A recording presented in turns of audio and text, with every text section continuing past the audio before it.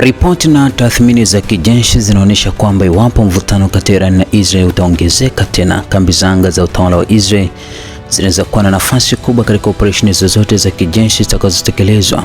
Katika miaka hivi karibuni, jeshi la anga la Israel limetekeleza sehemu kubwa ya uwezo wake wa kiutendaji katika kupanua uwezo wa kufanya mashambulizi ya masafa marefu, kupeleka ndege za kivita za kizazi cha 5 pamoja na kuimarisha miundombinu ya kijasusi pamoja na kiusalama.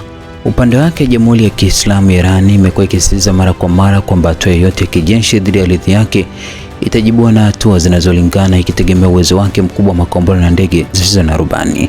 Kwa mujibu wa ripoti zilizochapishwa, kambi kadhaa za anga za Israel zinatajwa kuwa miongoni mwa vituo muhimu katika mazingira ya vita vinavyoweza kuhusisha Iran kutokana na aina ya vifaa vya kijeshi vilivyopo, maeneo zilizopo na umuhimu wake katika utekelezaji wa operesheni za kijeshi.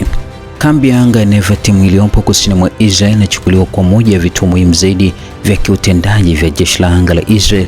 Kambi hiyo inahifadhi sehemu ya ndege za kivita za kisasa aina F-351 Adwe ambazo ni toleo maalum la Israel la ndege za F-35 na zimeundwa kwa ajili ya operesheni za kupenya katika maeneo yenye ulinzi mkali pamoja na kutekeleza misheni ngumu. Ripoti zinaonyesha kuwa vikosi kadhaa vya ndege hizo imewekwa katika kambi ya Nevatim. Kambi hiyo pia inahusishwa na ndege za kivita aina ya F-151 ambazo zina uwezo wa kubeba silaha nzito na kutekeleza operesheni za masafa marefu, hivyo kuwa na nafasi muhimu katika shughuli za anga za Israel.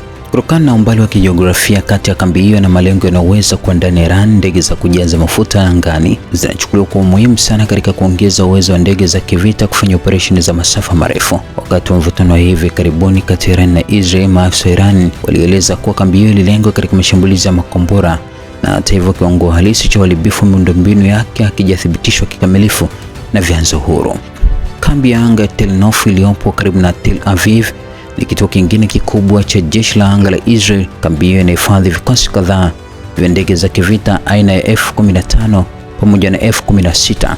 Mbali na jukumu lake katika utekelezaji wa operesheni za kijeshi, kambi hiyo pia hutumika katika shughuli za mafunzo, usaidizi pamoja na uratibu wa kijeshi. Ndege hizo zimewekwa katika kambi ya Tel Nof zina uwezo wa kutekeleza misheni mbalimbali zikiwemo mashambulizi ya masafa marefu, operesheni za kusindikiza ndege nyingine na kutoa msaada wa kijeshi kutoka angani. Eneo ilipo kambi hiyo katikati mwa Israel pamoja na umuhimu wake mkubwa katika shughuli za kijeshi limefanya kwa miongoni mwa maeneo yanayoweza kulengwa iwapo kutatokea mzozo mpana au mashambulizi ya makombora kutoka upande wa upinzani. Iran imewahi kueleza kuwa kambi kadhaa za anga za Israel zikiwemo Tel Nof zililengwa katika mashambulizi yake ya makombora. Rais wa Iran Masoud Pezeshkian pia amesema kwamba hati ya makubaliano iliyotiwa saini hivi karibuni ilikuwa matokeo ya busara pamoja na ujumbe wa Baraza Kuu la Usalama wa Taifa la Iran, akisisitiza kuwa inaweza kuwa nguzo kuu ya sera mambo ya nje ya Iran siku zijazo.